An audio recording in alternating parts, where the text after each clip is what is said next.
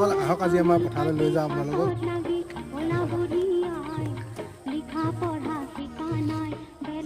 পাৰ হৈ যাব লাগিব পথাৰলৈ যাবলৈ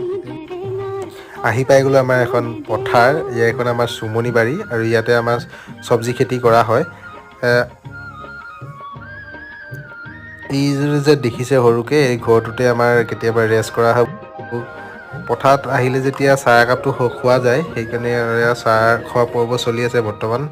চাহ খোৱাৰ পিছততো কিবা এটাতো খাব লাগিব যিহেতু আমি অসমীয়া মানুহ তামোল পাণ এখনতো খুবেই প্ৰয়োজন তামোল এখন খাই লোৱাটো ভাল সেই ভাবি মাহবুক হাঁচতিৰ পৰা এখন তামোল উলিয়াই ল'লোঁ